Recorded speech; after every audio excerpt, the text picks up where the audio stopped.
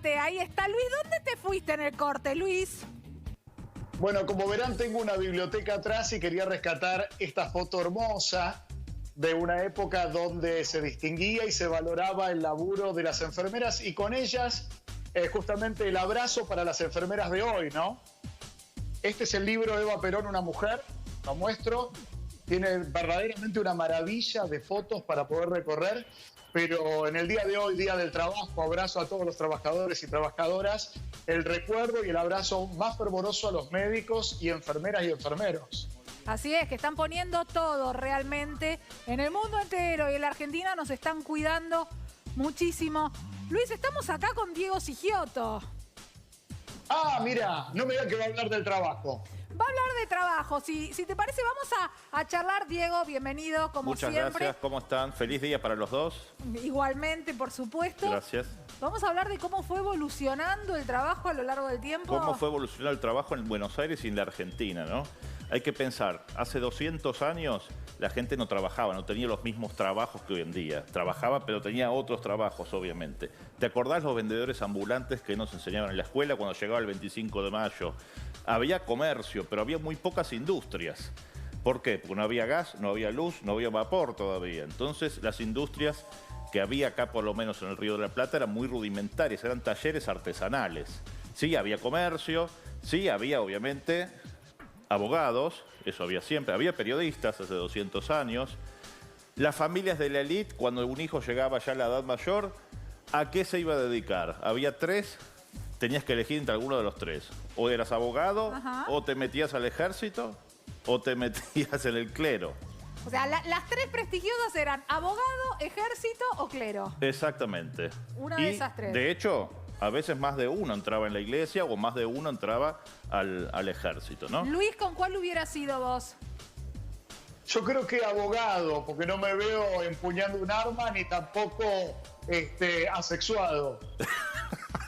Bueno, si lo tomás de ese lado, está bien. Está bien, bueno. Fueron pasando los años, obviamente. Recién en la década de 1850 llega el gas, llega la luz, llega la industria a Buenos Aires. Entonces ahí empieza a haber talleres o un poco más sofisticados, empieza a haber industrias. Y en 1857 nace el primer sindicato. 1857... Mirá, ahí veíamos recién la primera locomotora argentina. Llega el tren a Buenos Aires, empieza a haber otro tipo de industria. El primer sindicato, ¿sabés quién fue? ¿Es esa, Diego? ¿Cómo? ¿Es la porteña? Esa foto que veíamos era la porteña, la primera locomotora que tuvimos en la Argentina, que empezó a andar el 30 de agosto de 1857. Y el primer sindicato nace también en ese año y fueron los tipógrafos, la Sociedad Tipográfica Argentina. ¿Por qué? Vos te pones a pensar tipógrafos, tan importante. Bueno, pensá que en esa época los diarios, todavía faltaba muchísimo, ¿no? Se hacían con esos tipos de metal que era muy complicado. Las condiciones laborales en esos años eran bastante complicadas porque había que aspirar distintos metales pesados. Bueno, ahí tenemos los integrantes. Veo siempre hombres, ¿eh? Sí, ¿Dónde obviamente. estaban las mujeres? Las mujeres en la casa. Y todavía va a faltar, mirá, te digo, 70, 80 años. ¿En ningún tipo de trabajo todavía estaban las mujeres? En esa época, no. Había alguna que otra periodista. Había dos diarios, dos revistas, mejor dicho. No eran diarios, eran revistas dedicadas a la mujer. Pero también escribían la mayoría era masculina de esas revistas. Y, bueno, y en la iglesia, obviamente, en el clero, sí, los hogares. Pero también las monjas hacían labores de enfermería, que recién Luis mencionaba. No había enfermeras todavía, las enfermeras recién más tarde en la década de 1880. Mira. Bueno, década de 1880. Recuerdo que la primera corriente de inmigración europea en 1890, los varones que llegaban al hotel de inmigrantes se dedicaban en la oficina de empleo a buscar a dónde iban a trabajar. Y a las mujeres le anotaban en el documento de residencia a qué se dedica a sus labores. Sí, y mira, me diste el pie, esto no estaba hablado, no estaba arreglado, pero sabés que en aquellos años, cuando entraban muchas mujeres que venían del extranjero, se les ponía costurera. Y en realidad no se dedicaban a la costura. Muchas mujeres las traían engañadas de afuera, lo mismo que, bueno, va a pasar en el siglo XX, para ejercer la prostitución en Buenos Aires. De ahí viene el famoso dicho, la costurerita que dio el mal paso, porque en realidad no venían a coser. venían engañadas a trabajar en la prostitución en Buenos Aires. De ahí arranca la trata de mujeres. En la década de 1870, más o menos. Eso no es muy conocido, pero la prostitución fue legal en Buenos Aires durante 60 años.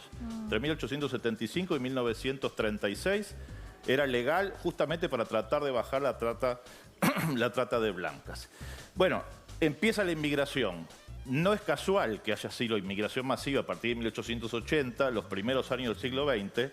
¿Por qué? Porque era la mejor época del país. Era otro modelo, el modelo agroexportador. Las industrias que había obviamente estaban relacionadas con el campo. No se exportaba todavía productos manufacturados, pero se exportaban granos, cueros, lana, ganado en pie. De hecho, empiezan el auge de los frigoríficos.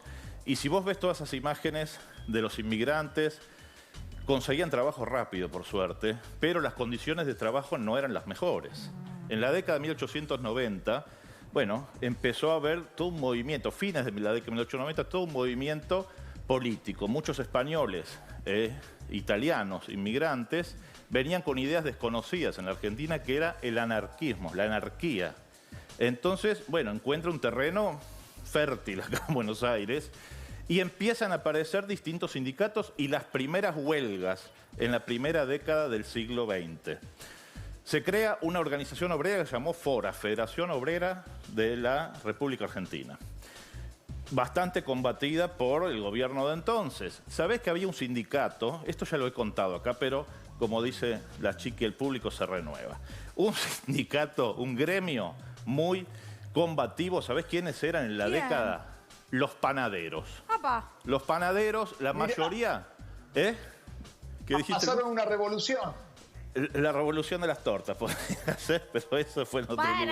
No. Empezó la competencia de chistes entre Luis y Sigioto y yo me retiro. Es el momento en el que la señora preñada aprovecha para ir a hacer pis. La señora... Mirá esto que tengo atrás mío. No seas vigilante.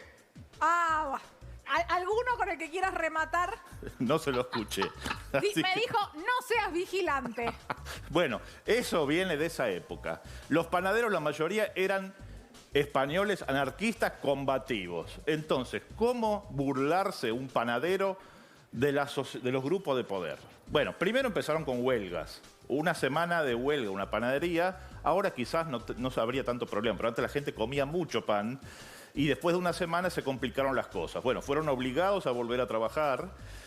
Entonces, ¿cómo nos vengamos? Con las facturas. ¿Alguna vez te preguntaste por qué los vigilantes se llaman vigilantes? Le dieron una forma de excremento y le dijeron, lo bautizaron vigilante como la policía. Por eso... Ahora, perdón, Diego, no quiero ir a un terreno tal vez un tanto fronterizo por el horario. Quiero ser cuidadoso. Bueno, dale. Suspiro de monja o bola de fraile, para burlarse de la iglesia. Imagínate lo que era ir a una panadería y pedir, ¿me da una docena de bolas de fraile? O peor, que alguno lo llamara suspiro de monja, porque la monja podía suspirar por las bolas del fraile.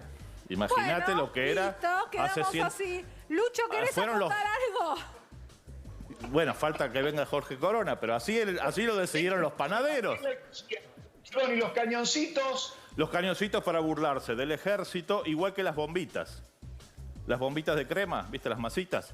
Bueno, 1904, sí. Primer diputado socialista de América Latina, Alfredo Palacios. Alfredo Palacios vivía en Barracas, fue elegido diputado por el barrio de La Boca. En ese momento había otras circunscripciones electorales. Él tenía contacto, obviamente, con los inmigrantes, con los trabajadores de La Boca.